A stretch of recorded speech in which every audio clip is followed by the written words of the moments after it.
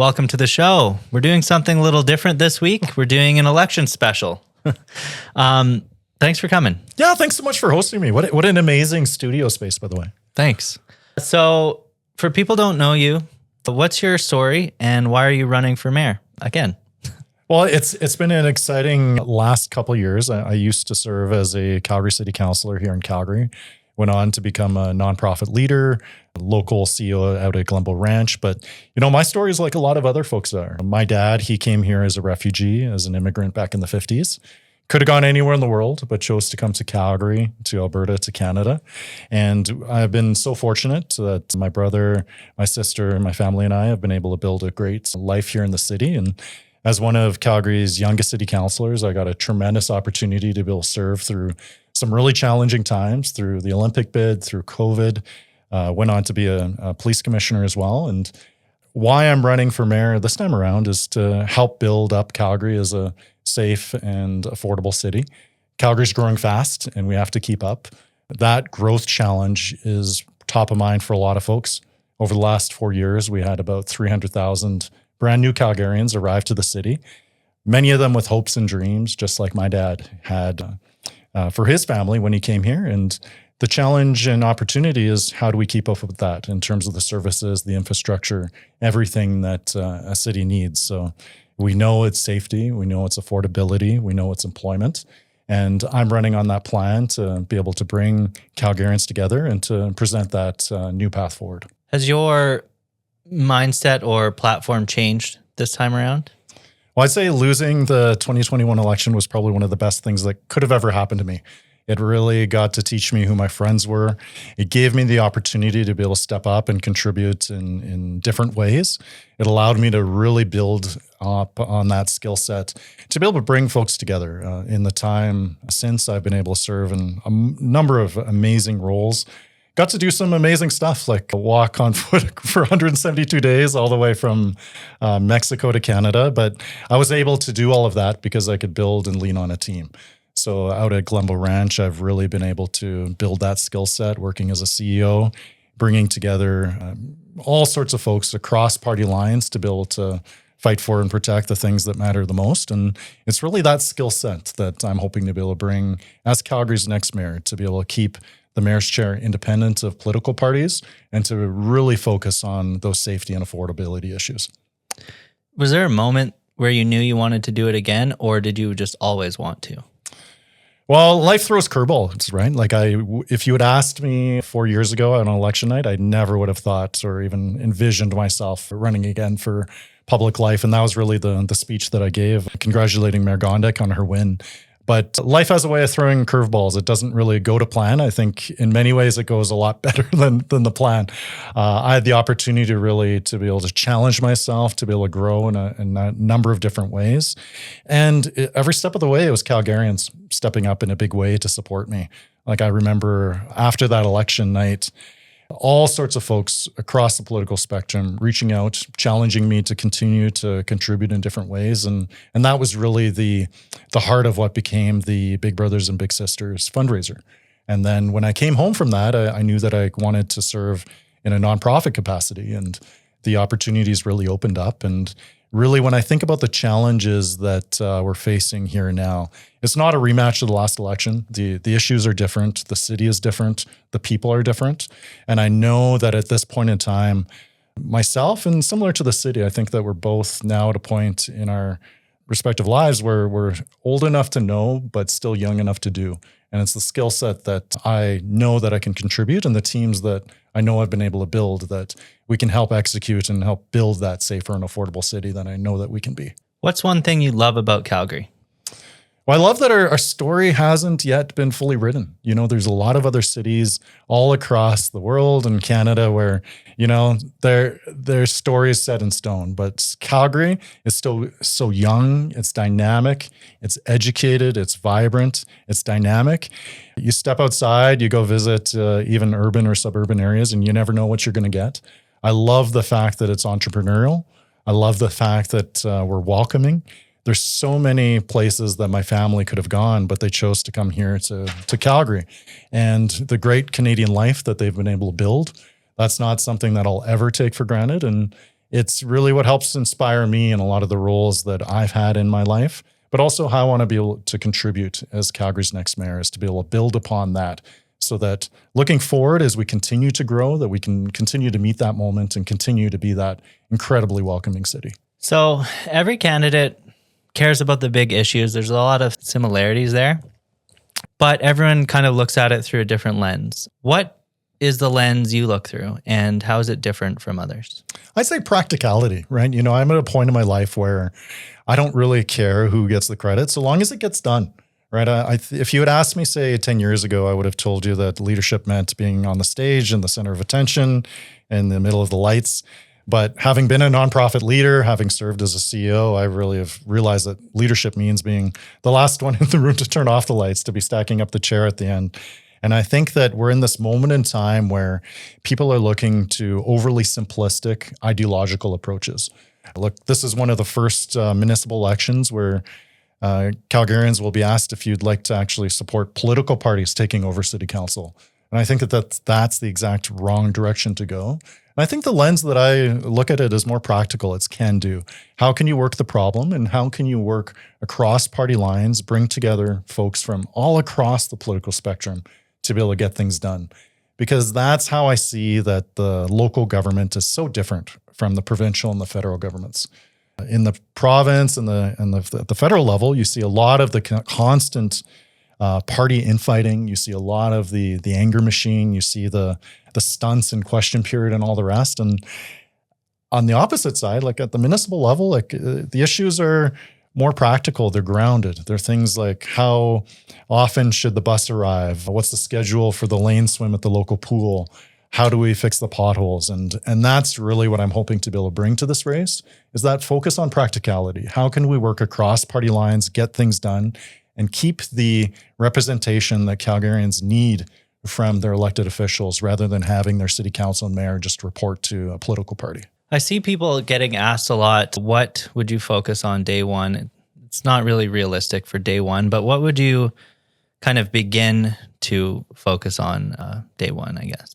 Well, we're talking right now about the big picture issues, right? It's about household costs.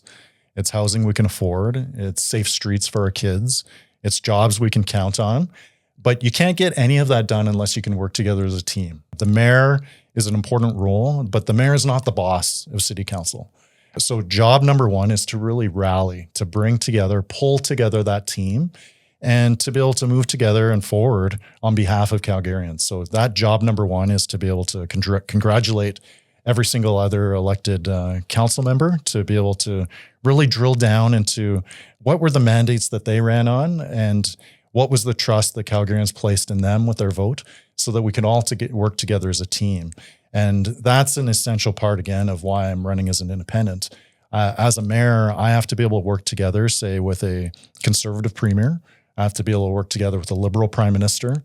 And I need to be able to pull together that group of 14 other city councillors to be able to pull in the same direction. And for me, running as an independent allows me to work across those party lines, to be able to see the value in every single individual that I work with, so that we can actually tackle those tough issues around personal safety, around employment, around housing, around transparency. Those are huge issues, and we've put out a lot of very specific policy briefs on all of those topics. But at the end of the day, you can't get anything done unless you can work together as a team. So that's why building that team, pulling together, rallying that city council is job number one. Finish this sentence. My vision for Calgary is a great place to make a living and a great place to make a life. I want this city to continue to be what it was for my father, the destination of choice to be able to live a great Canadian life. I want the city to be safe. I want the city to be affordable. I want it to be forward-looking. I want it to continue to welcome newcomers. And I want Calgarians to see their voices reflected in the decisions that city council and the mayor make. That doesn't mean that we're always going to get it right. Look, our politicians aren't perfect, but I think to the extent that we can include Calgarians in the decisions that are being made, the more that we can be transparent and the more that we can be focused on the evidence and the data, the better. There's a lot of uncertainty out in the world right now, particularly around, say, affordability and housing. I want this city council and this mayor, this city hall to be the one thing that you can count on in the city. There's been a lot of frustration. There's been a lot of pettiness, infighting. City council has been stuck with two very bitter, entrenched factions. And I think for us to be able to continue to be that amazing, safe, affordable, welcoming city, it's going to require new leadership that can actually get things done and work together as a team. Is there anything else, any other messages you want to give to people? Well, absolutely. I've been so grateful for the support that Calgarians have extended to our campaign in the last 4 or 5 months. It's like drinking out of the fire hose. Like it is so amazing to be able to run for mayor in your hometown, in the city that you grew up in. Calgarians have been so incredibly kind and generous. And what I've so appreciated about being able to run as an independent is to be able to build such a broad cross-section, an amazing team stepping up in such a big way. And we are very encouraged by Calgarians' ideas. We're out there in the community. We're listening. We're learning. I want to hear from Calgarians in terms of how they want to be able to help build up our city. I think that this election would be a missed opportunity if it wasn't also a challenge to Calgarians to see themselves as more than just a voter, more than just a taxpayer. This is the opportunity for us to really have those conversations. As silly as this sounds, is to think about who we want to be when we grew up, right? What are our hopes? What are our fears for our city? And how do we push through that and work alongside each other so that we can build this new path forward together? So again, I'm so incredibly grateful for Calgarians for the support they've extended us and very excited about our future. You know, elections tend to be almost negative exercises, whereas what I've loved about this campaign so far is Calgarians stepping up in a big way to tell us what they want to see and what they hope for in our future rather than just what they fear. So everyone get out and vote. October 6th is the advanced polls, right? And October 20th is the main polling day. What have you been hearing the most from people? I think we live in a time of the single issue voter. Mm-hmm. So if you were to ask me even 10 years ago when I was running first for city councillor, when people would reach out to me, they would often have maybe 5, 6, 7 different questions about things that they were interested in. Whereas it's really surprised me in the conversations I've had where most people have like one very specific topic that they're very intense about. And of course, as a candidate for mayor in a city as amazing and big as Calgary, you have to weigh in on a bunch of different things, which is why we have policy on mobility, on parks, on arts, public safety, a lot of different topics. But what I'm finding is that probably safety has been number one as far as the issues that I've been hearing about. And then very close second has been affordability. Mm-hmm. Like there's a lot of folks who are really struggling to be able to afford rent. A lot of folks who are really worried that their parents won't keep them living in their basement for much longer. Like it's tough, right? And there's a lot of folks who are doing quite well in Calgary, but there are a lot of people who aren't as well. So I'd say that it's a bit of a cleavage. So, but everyone seems like they're really focused on one singular issue, which makes sense because if you're really struggling, that issue might be the most important thing to you. And then probably the third one, which doesn't come up as often as you would think, like in the overarching mainstream, is like bus schedules. Oh, wow. So there's a lot of folks who reach out to me and talk about their daily commute, and it's bus schedules. It's wanting to make sure that their kids can continue to be able to bike or walk to school. It's personal safety on transit. Yeah, so it's so multifaceted though, but it's hard to tell one singular issue, but I know that most people who do speak to me, they're very intense and very focused on one single issue, and which is part of the challenge, but also opportunity running for mayor is you have to be able to speak to all sorts of different issues and to be able to speak at the needed depth on all of these topics, because when somebody taps your shoulder in the grocery store, you never know where that conversation is going to go.